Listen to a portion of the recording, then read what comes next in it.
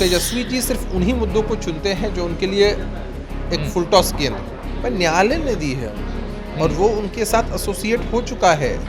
जब तक राष्ट्रीय जनता दल रहेगी, जब तक उसके नेता रहेंगे, तब तक ये जो टैग उनके साथ चिपक चुका है वो रहेगा ही रहेगा। अगर वो ये बात कह रहे हैं कि फिर से करेंगे, मतलब एक राउंड तो उगाही कर ली ना उन्होंने। उनको लोकसभा में मुट्ठी भर वोट आया है, विधानसभा में क्या पता चुल्लू भर भी वोट आए कि नहीं आए। नमस्कार, मेरा नाम प्रेम है और आप लाइव स्ट्रीम देख रहे हैं। संजय पासवान बीजेपी के एमएलसी हैं। उन्होंने एक बयान दिया, उसके बाद सियासत खूब हो रही है। उनका कहना है कि अगर नीतीश कुमार हमारे साथ नहीं होते तो बीजेपी 0 पर वोट लेती। हमारे साथ जेडीयू के प्रवक्ता हैं अभिषेक झा। क्या ये बात में कितनी सच्चाई? लेकिन नीतीश कुमार जी की राजनीति में प्रासंगिकता और उनकी जो विश्वसनीयता है उसको समय समय पर बिहार की जनता ने साबित किया है। बिहार की राजनीति का इतिहास गवाह रहा है कि नीतीश जी ने जब भी जिस भी गठबंधन का नेतृत्व किया है, जनता ने भरपूर आशीर्वाद दिया है, मुहर लगाई है उनके चेहरे पर। इस बार भी हम लोग लोकसभा के चुनाव में एनडीए के साथ चुनाव में थे। भाजपा के साथ हमारा एक मजबूत नेचुरल अलायंस रहा है और जनता पसंद करती है इस अलायंस को। अधिकांश सीटें हम जीते हैं, कुछ सीटें हम हारे हैं। निश्चित रूप से उसकी समीक्षा होनी चाहिए। नीतीश जी के चेहरे पर बिहार में और पूरे देश में मोदी जी के चेहरे पर चुनाव लड़ा गया है, इसमें कोई शक शुबा नहीं है और जनता का आशीर्वाद हमको मिला है। लेकिन हम मानते हैं कि जीत कलेक्टिव पूरे एनडीए के कुनबे की है। जितनी भी पार्टियां इसमें शामिल थी, सभी नेताओं कार्यकर्ताओं की मेहनत के माध्यम से ही ये सारी चीज़ें हो पाई हैं। तो बोलने के लिए तो लोग अलग अलग एंगल के हिसाब से बोलते रहते हैं, लेकिन इन बातों का हम कोई मतलब नहीं समझते हैं, क्योंकि महत्वपूर्ण विषय ये है कि जनता ने इस गठबंधन को पसंद किया, हमारे नेता के चेहरे को पसंद किया और भाजपा अध्यक्षीय प्रणाली पर चलती है। उनके प्रदेश के अध्यक्ष ने पहले ही सारी बातों को स्पष्ट कर दिया है। पर कहीं ना कहीं आप लोगों का दावा था कि पिछली बार 39 जीते थे, इस बार 40 जीते। अभिषेक जी कहाँ चूक रहे हैं?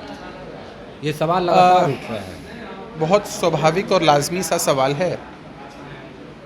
39 सीटों पर हम जीते थे पिछली बार और हम चाह रहे थे कि हम सभी सीटों पर जीत दर्ज करें। 10 सीटें हमारा गठबंधन हारा है और हार को भी हम स्वतः स्वीकार करते हैं, क्योंकि जनादेश का हम सम्मान करते हैं। कहाँ चूक हुई है, पार्टी के स्तर पर, गठबंधन के स्तर पर नेताओं कार्यकर्ताओं से बात करके लगातार इस बात की समीक्षा हो रही है।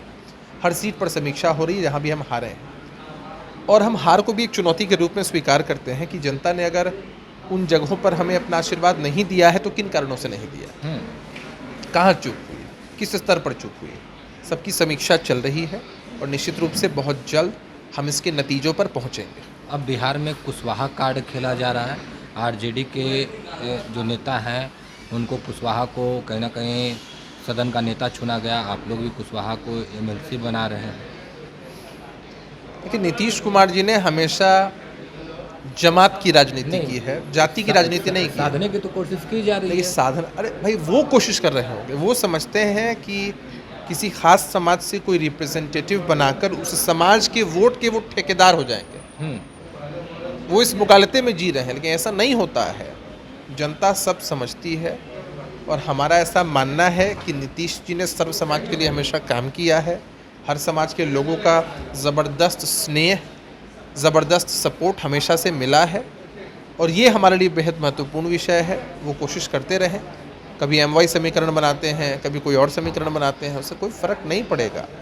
वोटों का ध्रुवीकरण करने का उनका एक कुंठित प्रयास है जो कामयाब नहीं होगा। बिहार में सुशासन की सरकार पे अब सवाल खड़े हो रही है और तेजस्वी यादव लगातार अपने सोशल मीडिया अकाउंट के जरिए डाल रहे हैं कि कितनी आपराधिक घटनाएं घट रही है। 3 दिन में 33 बार होता है। भाई, तेजस्वी जी हर मामले पर ट्वीट करते हैं और सोशल मीडिया पर त्वरित रिएक्शन देते हैं। जब उनके आप सचिव पर आरोप लगे, उनसे जुड़े खास लोगों को गिरफ्तार किया गया, इस तरह की संलिप्तता सामने आई है, तब तो तेजस्वी जी ने कुछ नहीं कहा। तेजस्वी जी सिर्फ उन्हीं मुद्दों को चुनते हैं जो उनके लिए एक फुल टॉस गेंद हो और सोचते हैं कि इससे जनता दिग्भ्रमित हो जाएगी। जनता को याद है न्यायालय की जंगल राज की उपाधि। जनता कभी इनकी बातों पर भरोसा नहीं करेगी। आपराधिक घटनाएं जब घटती हैं, दुखद है, दुर्भाग्यपूर्ण है। हम जवाबदेही से पीछे हटने की बात नहीं करते हैं।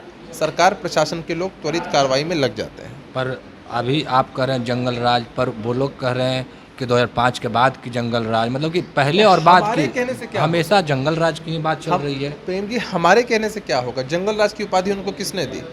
किसी पॉलिटिकल पार्टी ने दी, हमने दी, जनता ने दी। पर न्यायालय ने दी है उनको, और वो उनके साथ एसोसिएट हो चुका है। जब तक राष्ट्रीय जनता दल रहेगी, जब तक उसके नेता रहेंगे, तब तक ये जो टैग उनके साथ चिपक चुका है वो रहेगा ही रहेगा। एनडीए की सरकार वर्तमान में चल रही है, पर 17 महीनों के लिए बिहार में महागठबंधन की सरकार थी और कई टेंडर निकाले गए थे। उन टेंडरों को रद्द किया जा रहा है। आरजेडी के नेता कह रहे हैं कि फिर से वसूली करेंगे, फिर से उगाही करेंगे, इसीलिए टेंडर को रद्द कर रहे हैं। मतलब वो उगाही कर चुके हैं।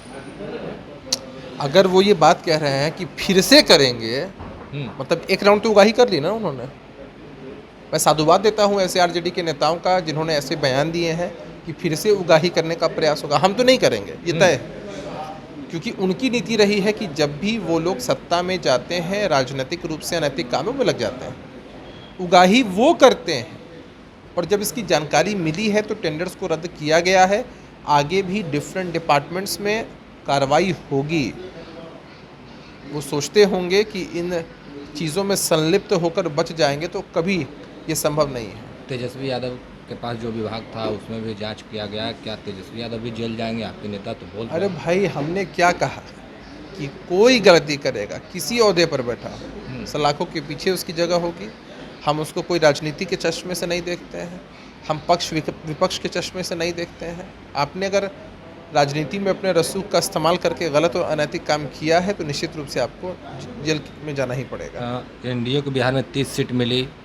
पप्पू यादव अकेले निर्दलीय जीते हैं, पर क्या लगता है 39 सांसदों पर अकेले पप्पू यादव भारी पड़ रहे हैं? जिस तरीके से नीट की मामला हो, या फिर विशेष राज्य के दर्जे की मामला हो, या फिर स्टेटस पैकेज की मामला हो।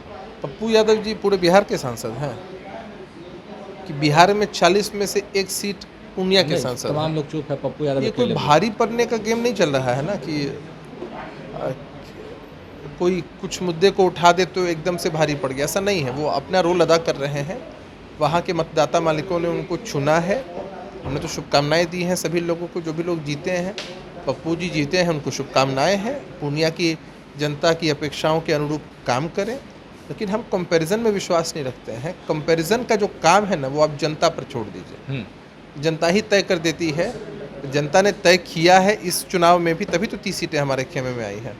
चलिए, उपचुनाव होने जा रहे हैं रुपौली में। आरजेडी ने बीमा भारती को सिंबल दिया है, लगातार मैदान में है, चुनावी मैदान में है, दावाएं ठोक रही हैं कि जीत हमारी तय है। क्या दावा करेंगे कि हम हार जाएंगे? कितना वोट आया था? हमारी पार्टी से निकल के गई अति पिछड़ा समाज को इतना सम्मान देने का काम नीतीश जी ने हमेशा किया। कितना वोट आया था उनको? जिनको लोकसभा में मुट्ठी भर वोट आया है, विधानसभा में क्या पता चुल्लू भर भी वोट आया कि नहीं है। और कहीं राजनीतिक रूप से उसी चुल्लू भर वोट के अंदर डूब के मर न जाना पड़े। नहीं, ये भी स्थिति हो सकती है। वो कह रहे थे कि वोट हमारे नाम पर मिला है, पर लोग समझ नहीं पाए कि हम जेडीयू में हैं कि आरजेडी में हैं। आहा, इतने अनअवेयर हैं बिहार के लोग कि उनको पता ही नहीं चलेगा। ऐसा थोड़ी होता है। ये हार हुई है, स्वीकारना चाहिए। और मुट्ठी भर वोट आए हैं, चुल्लू भर में कन्वर्ट हो जाएंगे, बुरी हार होगी। जमानत पहले जब्त हुई है, बाद में भी जब्त होगी। चलिए, हमारे साथ अभिषेक झा थे, जेडीयू के प्रवक्ता थे। क्या कुछ जानकारी दे रहे थे, हमने आपको सुनवाया। फिलहाल के लिए इतना ही। बने रहे लाइव सिटी के साथ। धन्यवाद।